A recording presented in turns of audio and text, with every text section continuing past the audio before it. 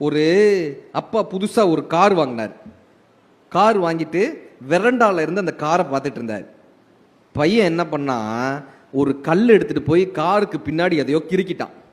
அவங்க அப்பாவுக்கு அவ்வளோ கோவம் வந்துச்சு. வெரண்டால இருந்து ஓடி வந்தார். பையனை 4 அடி சப்புன்னு அடிச்சாரு. ஓங்கி அடிச்சாரு. அந்த பையனுக்கு மயக்கம் போட்டு விழுந்துட்டான். பையன் மயக்கம் போட்டு விழுந்துட்டான்னு உடனே தான் அவருக்கு ஒரு பதட்டம் வருது. வேகமா ஆஸ்பத்திரிக்கு எடுத்துட்டு போறாரு. ட்ரிப்ஸ் எல்லாம் பண்றாங்க, எல்லாம் காப்பாத்திட்டாங்க. அந்த அப்பாவுக்கு பெரிய குற்ற உணர்வு, கோவத்துல வந்து அடிச்சிட்டோமேன்னு அந்த காரை போய் பார்க்குறாரு. சார், இந்த காரில் என்ன தெரியுமா எழுதிருந்துச்சு? ஐ லவ் மை டேடுன்னு எழுதியிருந்தது. ஐ லவ் மை டேடுன்னு. எங்கள் அப்பானா எனக்கு ரொம்ப பிடிக்கும்னு அந்த பையன் எழுதி வச்சிருந்தான். ஆனால் அந்த கோபத்தில் கார் போனால் இன்னொரு கார் வாங்கிடலாங்க, பையன் போனால் இன்னொரு பையனை வாங்கிட முடியுமா? நம்ம கோபத்தில் எடுக்கக்கூடிய அந்த முட்டாள்தனமான முடிவுகள் இருக்குல்ல, எத்தனை குடும்பங்களை சிலைச்சிருக்கு தெரியுமா? அவ்வை சொன்னாங்க ஒரு அழகான வார்த்தை, ஆறுவது சினம் ஆறிடும் பான். சார், ஒரு ஏர்போர்ட் ஃப்ளைட் ஒரு 3/4 மணி நேரம் லேட்டு. இந்த பேசஞ்சர் என்ன பண்ணாரு, அந்த ஏர்லைன்ஸ் பேசஞ்சர் இருப்பாங்கல்ல, அவங்கள பிடிச்சி திட்டினாரு. நான் எவ்வளவு பெரிய பிசினஸ் மேன் தெரியுமா? எனக்கு ஒரு நிமிஷத்துக்கு என்னுடைய காசு எவ்வளவு தெரியுமா? நீங்க 3/4 மணி நேரம் லேட் ஆக்கிருக்கீங்க. இதுக்கு உங்க ஏர்லைன்ஸ் எவ்வளவு பே பண்ண தெரியுமா? உங்களுக்கு அறிவு இருக்கா? இது இருக்கா, அது இருக்கான்னு அப்படி திட்டினாரு. இந்த ஏர்லைன்ஸ் அந்த அதிகாரி இருப்பார்ல, அவர் எதுவுமே பேசல, சிரிச்சுக்கிட்டே இருந்தார். சாரி சார், ஓகே சார், சிரிச்சுக்கிட்டே இருந்தார். அவன் திட்டுறதெல்லாம் திட்டிட்டு போயிட்டான். இப்போ கூட இருந்த அதிகாரி கேட்டாரு, ஏன் சார், அவன் உங்களை அப்படி திட்டுறானே, உங்களுக்கு கோவமே வரலையாரு? இவர் சிரிச்சுக்கிட்டே சொன்னார், யார் சொன்னா எனக்கு கோவமே வரலன்னு? வந்துச்சே. என்ன சார் சொல்றீங்க? வந்துச்சே. அவன் போறது சிங்கப்பூருக்கு, அவன் லக்கேஜ்லாம் ஜப்பானுக்கு போகுது அப்படின்றாரு. அவன் போறது சிங்கப்பூருக்கு, லக்கேஜ் எல்லாம் ஜப்பானுக்கு போகுது. இப்ப நம்ம என்ன தெரியுமா பண்றோம்? கோவத்துல யாரை பகச்சுக்கணும்னு தெரியாம யாரையாவது போய் பகச்சிட்டு வந்துடுறோம். அது பின் விளைவுகள், அதிகமான பின் விளைவுகளை நமக்கு கொடுக்கும். ஆறுவது சினம். புத்தர் ரொம்ப அழகா சொல்லுவார். புத்தர் போதனை பண்ணிட்டு இருக்காரு, எய்தாப்புல அவருடைய போதனை பிடிக்காத ஒருத்தர் வந்து புத்தர் அப்படி திட்டினார்.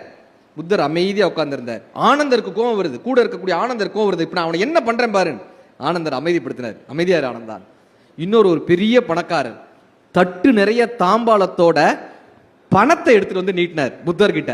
புத்தரினுடைய வாக்கு என்ன தெரியுமா? புத்தர் ஒருத்தன் திட்டுனா, ஒருத்தன் தட்டு நிறைய பணத்தோட வந்தான்.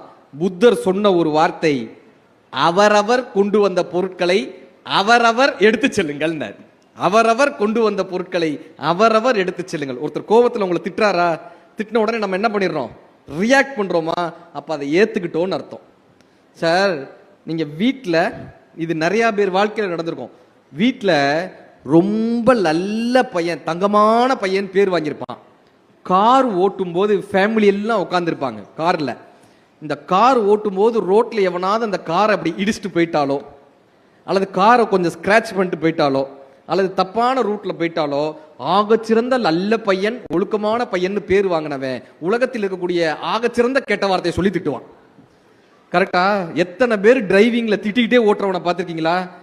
கோபமாவே இருப்பாங்க, அவன் பக்கத்தில் உட்காரவே முடியாது. கார்ல ஏன்டா அவனோட போறோன்னு இருக்கும். நிறைய பேர் டிரைவிங் அப்ப இன்னைக்கு சொல்லிட்டு போறேன், இதை எப்படி ஹேண்டில் பண்றேன்னு சொல்லிட்டு போறேன். காலையில எந்திரிச்ச உடனே இன்னைக்கு கார் எடுத்தோம்னா, 2 வீலர் எடுத்தோம்னா 10 பேர் நம்ம காரை இடிப்பான், 10 பேர் குறுக்கால போவான், நம்மளை தொந்தரவு பண்றதுக்குன்னு ஒரு 10 பேர் வருவாங்க. இன்னைக்குன்னு ஒரு மனநிலையை செட் பண்ணிக்கோங்க. அன்னைக்கு 3 பேர் தான் வந்து உங்களை தொந்தரவு பண்ணியிருக்கான், 6 பேர் தான் உங்களை தொந்தரவு பண்ணியிருக்கான்னு வச்சுக்கோங்களேன். நைட்டு தூங்கும் போது மனசு கோபமா இருக்குமா, சந்தோஷமா இருக்குமா? சந்தோஷமா இருக்கும். ஏன்னா 4 மிச்சம். கரெக்டா?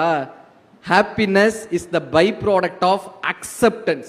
Sorrow is the byproduct of rejection. இந்த கோபம் ஏன் தெரியுமா வருது? ரிஜெக்ட் பண்றதுனால வருது.